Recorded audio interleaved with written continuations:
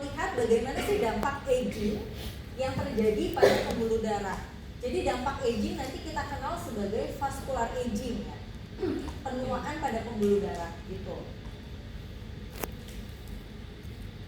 Nah, ini kalau dilihat dari dalam si pembuluh darahnya. Jadi kita udah mulai lihat ke histologi. Kalau tadi kita tahu udah ada 3 lapisan dari paling luar ke dalam. 1, 2, yang di tengah media, dan 3 intima. Dari atas ke bawah ini menampilkan perubahan yang dipengaruhi oleh usia. Ini ketika usianya muda, semuanya masih oke dan normal. Penuaan mulai terjadi, mulai ada penebalan pada setiap lapisan, tapi belum mempengaruhi fungsi, masih oke. Ketika sudah semakin tua lagi dan ditambah paparan faktor-faktor yang lain gitu ya, faktor eksternal yang lain, mulai muncul perubahan histologis dan anatomis pada pembuluh darah. Yang kuning ini menandai adanya penumpukan plak. Plak itu biasanya sumbernya dari kolesterol. Kolesterol akan menumpuk di pembuluh darah, terutama di lapisan bagian dalam, intima sampai ke nanti dia nembus gitu ya ke bagian dalam, sehingga kemudian menyebabkan permukaan pembuluh darah yang bisa dilewati oleh aliran darah itu akan semakin sempit. Awal mula segini, sekarang udah tinggal segini. Jadi ketika darah itu mau lewat, darahnya kayak dikasih rintangan gitu, sehingga volume darah yang bisa lewat pada gambar B dengan gambar C itu udah beda jauh. Inilah awal mula yang menyebabkan berbagai penyakit kardiovaskular muncul di lansia. Nanti ada serangan jantung, nanti ada gagal jantung gitu ya, dan lain sebagainya. Jadi awal mula dimulai dari ada penebalan dinding arteri dulu. Penebalan dinding arteri itu dimulai dari lapisan intima yang paling dalam. Di sini menebal, ditambah lagi ada plak, sehingga kemudian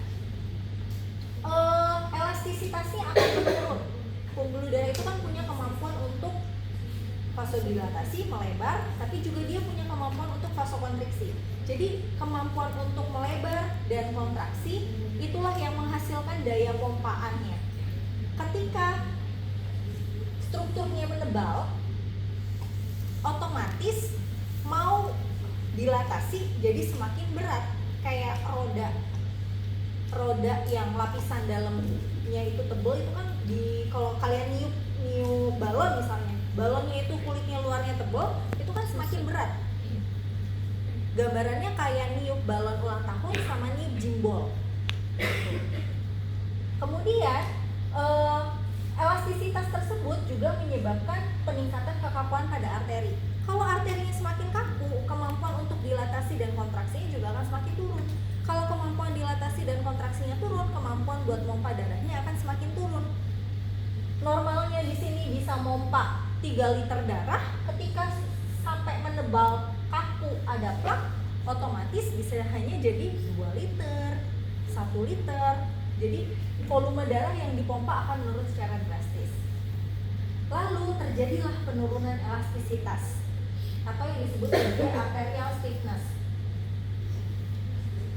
Kenapa pembuluh darah kita kok elastis sekali? Bisa vasodilatasi, bisa kontraksi, karena ada elastin namanya. Elastin dan kolagen. Dua-duanya komposisinya seimbang dan selang-seling. Kolagen membuat pembuluh darah punya struktur kaku. Elastin membuat pembuluh darah itu bisa mengikuti jumlah volume darah yang ada di dalamnya. Jadi bisa ngembang, bisa kontraksi, ngembang, kontraksi. Pada lansia, elastinnya menurun, kolagennya bertambah. Jadi elastisitasnya menurun, sedangkan pembuluh darahnya jadi semakin kaku karena kolagennya tambah banyak,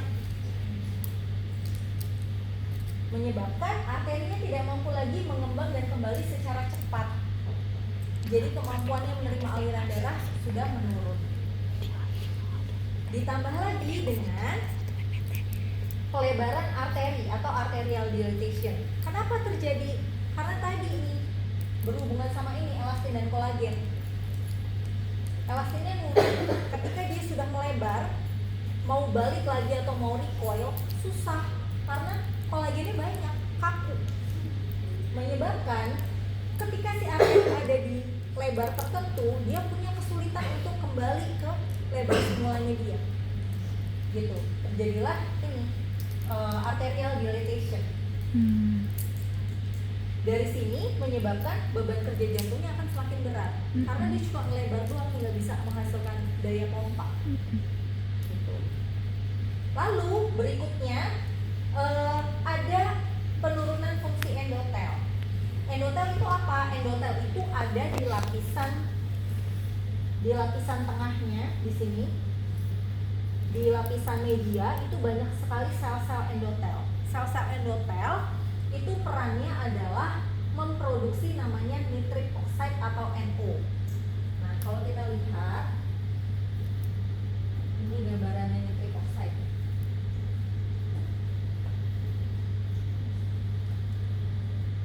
Nitric oxide atau NO ini gambarannya seperti neurotransmitter kalau di jaringan saraf. Jaringan saraf itu kan kalau mau komunikasi mereka pakai neurotransmitter ya.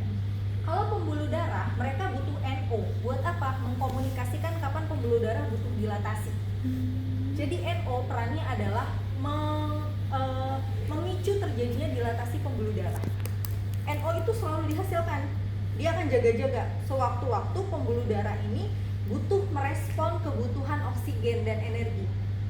Contoh, ketika lagi larinya awalnya santai, kemudian di belakang ada anjing, mau nggak mau harus kenceng. NO harus dihasilkan dalam jumlah banyak supaya pembuluh darahnya dilatasi lebih besar, pasokan oksigennya lebih banyak, terutama di kaki. Jadi kakinya bisa lari kenceng, gitu.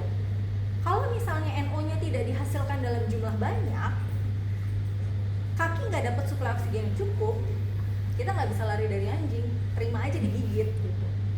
Nah, itulah perannya NO. Pada usia lanjut, pada lansia, NO ini dihasilkan dalam jumlah yang lebih sedikit. Kenapa? Karena sel-sel endotel tadi penghasilnya si NO itu udah banyak yang mati.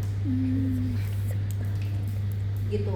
Sehingga kemudian pada lansia mengalami pengurangan kemampuan untuk dilatasi pembuluh darah.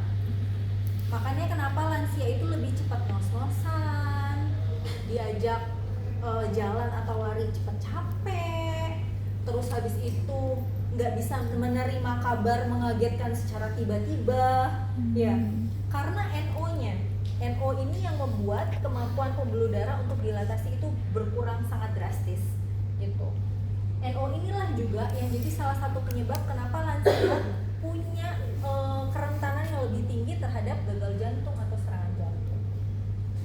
Tuh.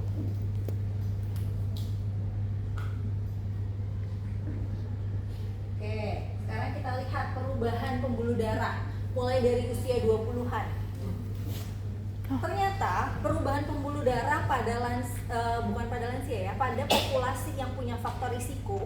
Faktor risikonya misalnya ada turunan dalam keluarga, gaya hidup kurang bergerak, aktivitas fisiknya rendah, terus alcohol abuse, terus smoking gitu ya. Semuanya akan berpengaruh terhadap kondisi pembuluh darah. Dari usia 20-an, ini dinding pembuluh darahnya udah menebal. Tapi di umur 20-an, fungsi sistem organ yang lain masih bagus. Jadi pembuluh darahnya belum keberatan. Pada tahap ini belum ada gejala apapun, hanya menebal aja. Mulai gampang capek kalau temennya jalan 5 kilo belum ngos-ngosan, kamu udah ngos-ngosan, misalnya seperti itu. Bisa jadi karena udah mulai menebal. Di usia 30-an, penebalan dinding pembuluh darahnya semakin jelas. Di usia 40-an karena berbagai faktor internal eksternal mulai muncul plak kolesterol yang tadi kita bahas. Plak kolesterol ini makin tambah usia bukan makin sedikit tapi akan makin banyak. Di 50 lihat penebalan dinding ditambah dengan plaknya. Di usia 60 tahun lihat sisa pembuluh darah yang bisa dilewatin. Jadi dari awal mulanya segini, sekarang jadi segini. Hanya tinggal 1/3 sampai 1/4-nya aja dari awal di usia 20 tahunan gitu. Nah, inilah kemudian yang menyebabkan berbagai resiko penyakit kardiovaskular tadi. Nggak usah nunggu sampai sini. Di sini pun sudah ada resikonya. Udah mulai ada resiko nanti mengalami gejala-gejala nyeri dada, angina ya, yang biasa disebut angin duduk. Nah, ini udah mulai muncul di sini. Meskipun serangan jantungnya nanti pas usia 60 tahun. Gitu. Tapi udah nabung dari usia 40. Oke. Kalau kita bicara vascular aging di lansia, garis besarnya ada 2 yang dari tadi kita ceritakan. Yang pertama adalah arterial stiffness, yang kekakuan tadi, di mana pembuluh darah itu punya kemampuan mengembangnya berat, mengempisnya juga berat. Itulah arterial stiffness. Yang kedua ada arterial kalsifikasi, penempelan plak di dinding-dinding pembuluh darah yang menyebabkan alirannya jadi semakin sempit. Itulah arterial kalsifikasi. Keduanya ini yang kemudian menyebabkan penyakit-penyakit kardiovaskular muncul. Dua-duanya menyebabkan penyakit kardiovaskular tapi jenisnya berbeda. Kalau kita bicara arterial stiffness, ujung-ujungnya adalah akan menyebabkan disfungsi organ karena pembuluh darahnya tadi mengalami pengurangan kemampuan untuk menyuplai nutrisi dan oksigen. Bisa pada bagian manapun, tergantung pembuluh mana yang kena gitu. Sedangkan kalau kita bicara kalsifikasi, kemungkinan besar bisa menyebabkan trombotik. Ujung-ujungnya apa? Stroke. Plaknya copot, ke bawah aliran darah, masuk ke pembuluh darah di otak, nempel lah masuk di pembuluh darah sawar otak, pecah. Gitu. Jadi dua-duanya bisa menyebabkan penyakit kardiovaskular tapi jenisnya berbeda. Arterial stiffness ujung-ujungnya akan menyebabkan hipertensi. Gitu. Hipertensi itu, kenapa sih hipertensi itu muncul? Hipertensi itu muncul karena pembuluh darah kita nggak bisa mengembang dan mengempis sempurna. Jadi sistoliknya, nanti akan di belakang ada ceritanya, sistoliknya jadi tinggi banget karena waktu sistolik itu kan diukur ketika pembuluh darah kontraksi ya. Tak pertama itulah sistolik. Pembuluh darahnya mau kontraksi setengah mati, orang dindingnya tebal, kaku, sehingga tekanannya naik tinggi karena dia setengah mati untuk nutup. Lalu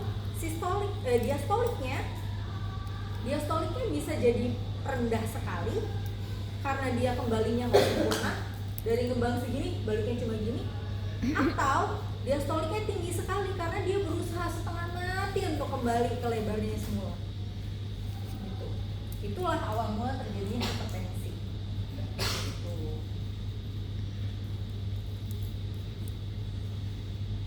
Lanjut. Yang gambar nomor 2 tadi sudah kita bahas. Kita lihat gambaran nomor 1. Nah, nomor 1 ini menggambarkan tadi arterial stiffness ya. Jadi pada usia muda, dinding pembuluh darah punya ketebalan yang normal. Ketebalan normal memungkinkan pembuluh darah untuk kontraksi, relaksasi dengan baik. Dia bisa mengembang, dia bisa recoil, kembali ke lebar semulanya dia. Gitu. Jadi RR-nya normal, AR-nya normal, tekanan darahnya normal.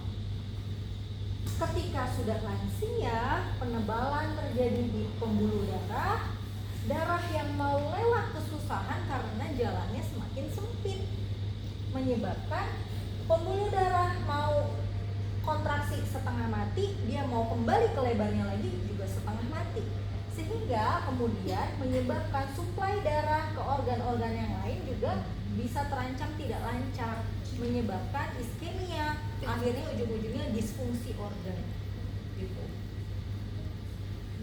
Keduanya, yang nomor 1 ini arterial stiffness, lalu yang nomor 2 ini apa namanya,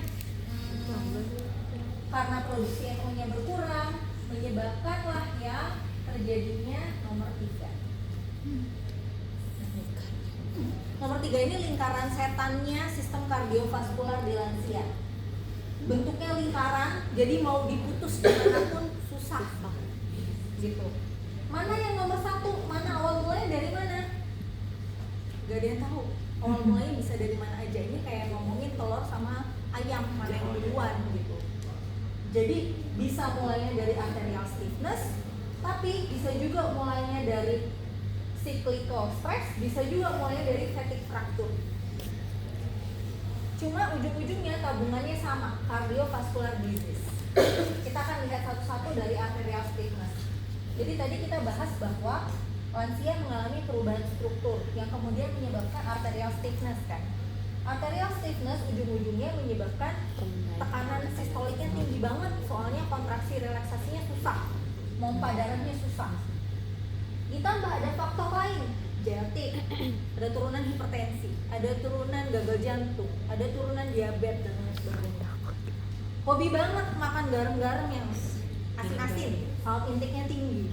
Ditambah lagi obesitas, atau belum sampai obesitas tapi udah badannya sudah berlebih. Kemudian ini menyebabkan pembuluh darah itu punya beban yang sangat berat setiap kali dia bekerja. Sedangkan pembuluh darah kita nggak bisa istirahat. Kalau pembuluh darah kita istirahat, yang terjadi apa? Iya. Jadi dihadapkan dengan kenyataan itu, dia harus tetap kerja meskipun dia compang-camping gitu. Di dalamnya sudah banyak luka karena dia jalannya luarnya udah tebel, dalamnya ada plak, yang lewat aliran darahnya banyak.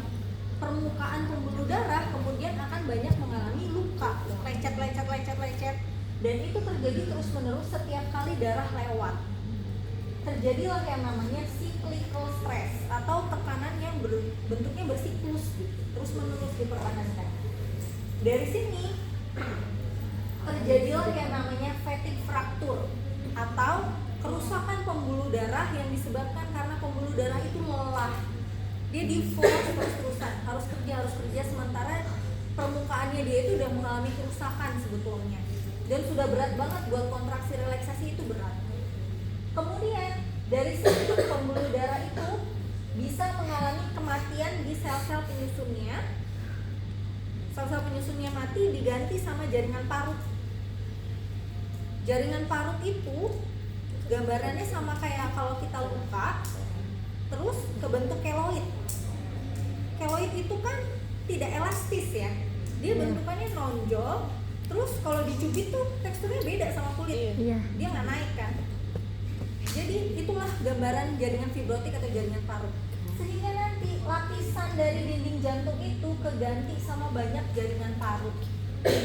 Dampaknya apa? Ujung-ujungnya meningkatkan arterial stiffness lagi, muter lagi. Hasil akhirnya ini inflamasi yang terus menerus. Inflamasinya ditumpuk sampai menyebabkan penyakit kardiovaskular.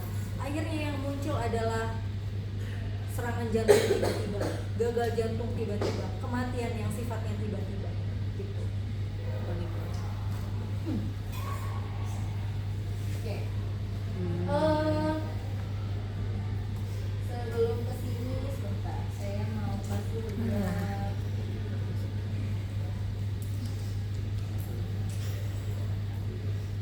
Nah ini hasil akhirnya. Yang tadi kita bicara ada plak, terus dindingnya luarnya udah menebal, sebenarnya ditambah di dalamnya ada plak, menyebabkan lihat yang bisa lewat itu sangat sedikit. Belum lagi kalau dari awal plaknya itu udah ada yang copot, masuk ke aliran darah lain, terjadilah yang namanya blood clot gitu ya, darahnya nggak bisa lewat, akhirnya clotting gitu. Yang terjadi adalah nggak langsung ke heart attack, tapi angina dulu. Di angina pembuluh darahnya udah sempit, tapi darah sebenarnya masih bisa lewat, cuma darah yang bisa lewat itu jumlahnya sangat sedikit. Akhirnya banyak area yang nggak kebagian suplai darah. Dampaknya apa? Terjadilah yang namanya iskemia atau kematian jaringan. Kematian jaringan rasanya seperti apa? Muncul nyeri. Makanya angina itu atau angin duduk biasanya dirasakan sebagai nyeri di rongga dada, tiba-tiba, terus nggak lama hilang. ketika akhirnya pembuluh darahnya berhasil balik, darahnya lewat, hilang gejalanya. Jadi hitungan menit. Tapi semakin sempit, gejala angina ini akan semakin lama dirasakan oleh penderita. Kemudian angina akan menjadi heart attack ketika darahnya udah sama sekali nggak bisa lewat, kayak di blokade, ditutup. Akhirnya terjadi aliran balik darah. Padahal harusnya darah itu kalau udah kesini nggak bisa lagi balik. Tapi ini bingung, nggak ada jalan. Akhirnya terjadilah heart attack. Darahnya melewati aliran yang tidak seharusnya. Gitu. Suplai darah ke depan kosong. Inilah yang terjadi. Kita balik lagi ke depan.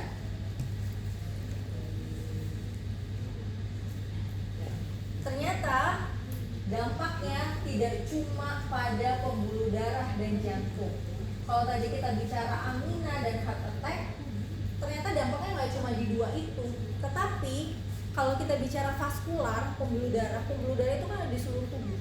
Darah dibutuhkan oleh seluruh tubuh karena dia bawa oksigen. Jadi ada gangguan pada satu pembuluh darah akan menyebabkan gangguan pada pembuluh darah yang lain. Karena sifat kerjanya kayak pipa kan, sambung nyambung semua. Satu sambungan ketutup, yang lain kena imbasnya. Jadi dampaknya tidak hanya dirasakan pada sistem kardiovaskular, tetapi bisa sampai ke paru-paru, ke otak, bisa menyebabkan sindrom metabolik, gangguan pada ginjal, gangguan pada pencernaan, sampai sistem reproduksi. Karena mereka kerjanya juga sambung menyambung. Kita lihat pada otak. Awal mulanya aterosklerosis, plaknya copot, masuk ke pembuluh darah di otak, terjadilah stroke atau demensia karena kekurangan suplai oksigen. Terus jantung sama paru-paru kan kerja bareng ya. Ini mompa, tukerannya di sini, masuk lagi ke sini. Kalau pembuluh darahnya yang mengalami kerusakan adalah sambungan dari jantung ke paru-paru, yang di paru-paru oksigennya udah siap ditukar, itu nggak ketukar-tukar, menyebabkan terjadinya pulmonary hypertension. Jadi yang bisa mengalami hipertensi tidak cuma jantung, tetapi paru-paru. Difusinya terganggu, jadi paru-parunya tekanannya besar, nggak selesai-selesai gitu. Berikutnya sistem reproduksi. Sistem reproduksi kaitannya dengan hormonal atau endokrin.